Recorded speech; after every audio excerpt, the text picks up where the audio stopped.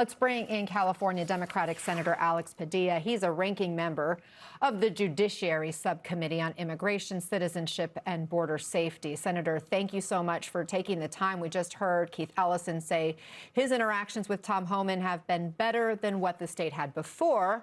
Homan says the president agrees the Minnesota surge is ending. How will you know when it's really over? Thank you, Anna. Well, I'm going to quote my colleague, Senator Tina Smith from Minnesota, out of a meeting this morning. She says, "I'll believe it when I see it," right? Because a couple weeks ago, we heard the White House say they were going to sort of tone it down in Minnesota. They drew down a few hundred federal agents, but the madness continued. The indiscriminate raids, the violence continued. So now Homan is saying they accomplished what they sought to accomplish, and they're going to phase it out. But there's no timetable.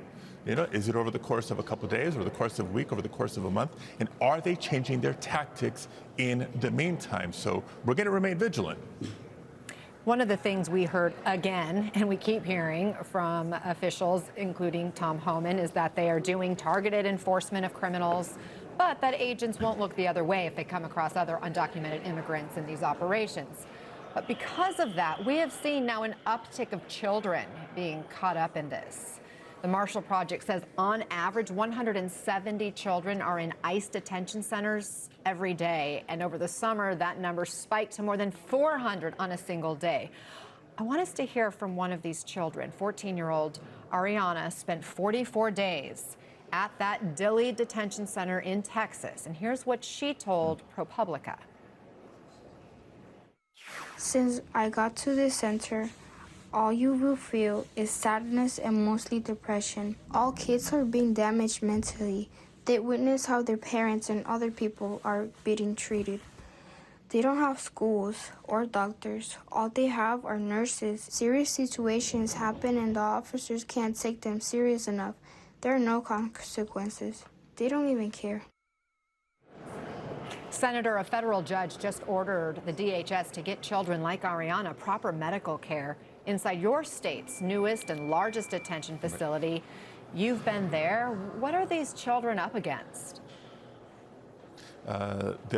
These children, sadly, are up against the cruelest administration we've ever seen. And it doesn't have to be this way. So I'm glad you're bringing attention to that element of the Trump administration's immigration operation. It's not just the indiscriminate raids and the violent roundups. What's happening when folks are then in detention facilities, including children? You shouldn't have to go to court to say, you know, that just from a humanitarian standpoint, they need basic things like water, you know, basic food, what kind of conditions they're living in, access to medical attention. That was our big takeaway when Senator Schiff and I visited the California City facility a couple of weeks ago. Lack of immediate medical attention, not just for minor issues, but for chronic diseases and major issues that happen in detention facilities. This administration doesn't care. Paola, in the recent segment, talked about the dehumanizing factor. They're shameless about it. They're very intentional about it. And that's why we need the reforms that we're asking for within ICE, within CBP, within the Department of Homeland Security as a whole. We should note that DHS does say no one is denied medical care and that all Dilley detainees are provided with 3 meals a day, clean water, clothing, bedding, showers, soap, and toiletries. Meantime, NBC News is reporting. It wouldn't be the first time that this administration is lying through their teeth. They can say what they want, but when judges, federal judges, are finding otherwise, and in the case of California, saying we're going to require a monitor to ensure compliance because they don't believe what the operators of the facility are saying, they don't believe what the White House is saying. And I know we're hearing from people who are experiencing it, including children. So that gives a lot for people to ponder, at the very least, to make their decision who to believe. Meantime, NBC News reports that the Trump administration is dramatically increasing its effort to strip naturalized Americans of their citizenship with the quota of 100 to 200 possible cases per month. That would be a huge increase to what is more typical. What normally leads to a person losing their citizenship, Senator?